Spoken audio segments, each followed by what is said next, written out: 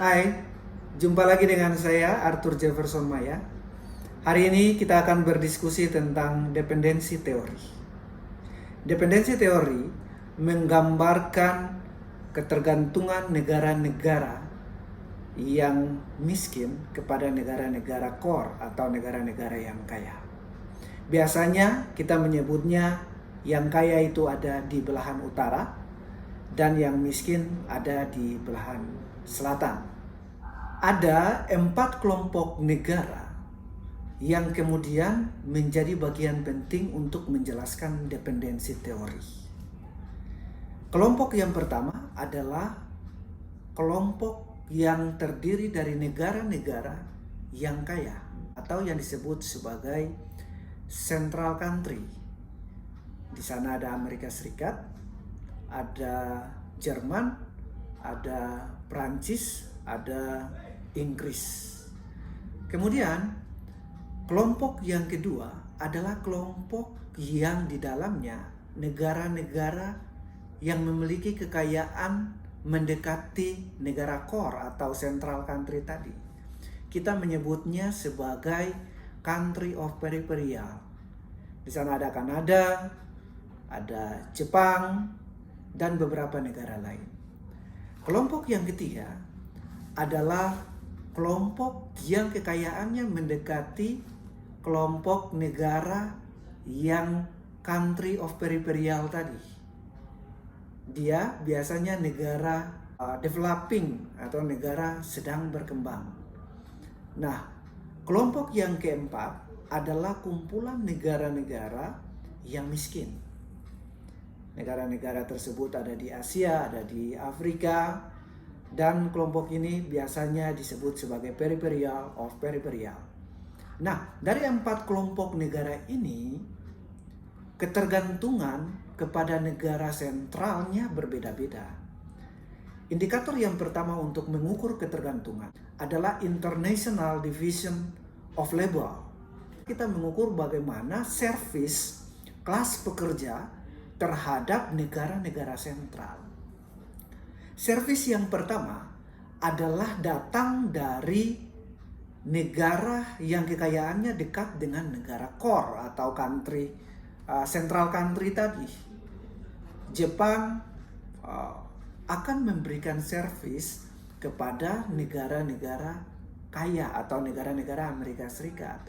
Kanada, kelas pekerjanya akan memberikan servis kepada negara-negara core.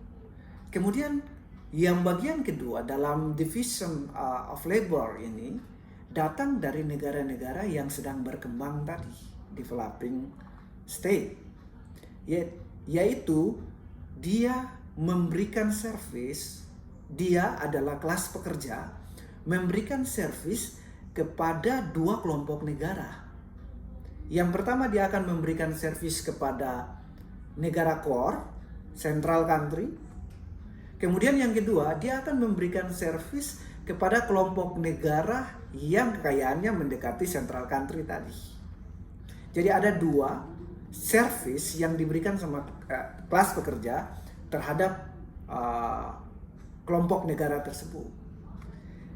Yang bagian ketiga adalah servis yang diberikan dari negara miskin, peripheral of peripheral. Dia memberikan 3 servis sekaligus. Yang pertama kepada negara sentral, yang kedua kepada negara pinggiran sentral, dan yang ketiga kepada negara yang dekat dengan pinggiran sentral tadi. Jadi ada 3 servis yang diberikan kepada kelompok negara. Nah, di sini kita bisa melihat bahwa ada bentuk ketergantungan dari kelas pekerja negara-negara yang dekat dengan negara sentral maupun negara yang sangat miskin tadi. Variabel kedua untuk melihat dependensi teori adalah distinction class atau yang disebut sebagai kontradiksi daripada 2 kelas. Satu, kelas bourgeois atau kelas pemilik modal, dan satu adalah kelas pekerja. Kedua kelas ini memiliki konflik yang tentu saja bisa diargumentasikan tidak bisa diperdamaikan sampai kapanpun. Nah, konflik inilah yang kemudian lahir pada servis dari negara-negara miskin kepada negara-negara sentral.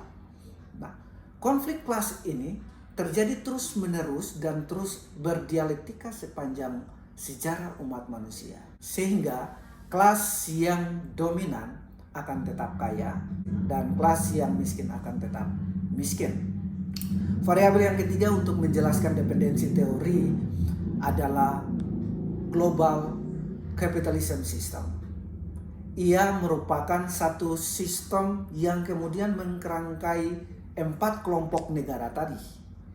Di dalam bentuk service atau division of class tadi, division of labor tadi, kemudian distinction of class, dalam prosesnya melaksanakan yang namanya sistem kapital global.